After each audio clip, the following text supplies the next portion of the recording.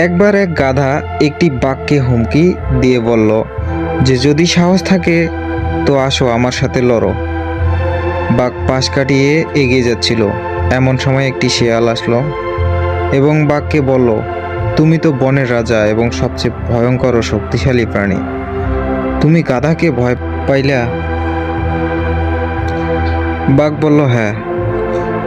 বাঘ কিছু দূর এগিয়ে একটি হাতির দেখা পেল। হাতি বলল, বাঘ ভাই, সত্যি আপনি গাধাকে ভয় পেলেন? বাঘ হেসে বলল,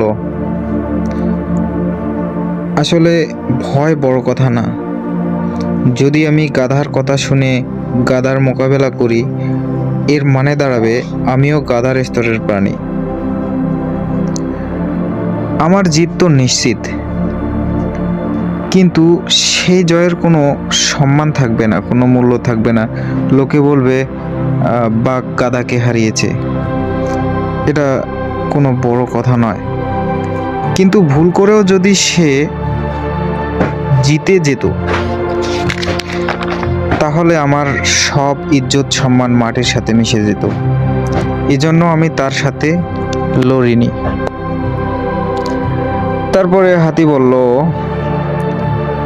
তো আপনি শিয়ালকে কেন বললেন যে আপনি ভয় পেয়েছেন? তারপর বাঘ একটি সুন্দর উত্তর দিল। বাঘ বলল যে যদি আমি শিয়ালের কাছে এই কারণ ব্যাখ্যা দিতাম তাহলে সে আমাকে আরো উস্কানি দিত। এজন্য আমি তার কাছে এটা ব্যাখ্যা না করা উচিত মনে করেছি। এজন্য আমি তাকে হ্যাঁ বলেছি।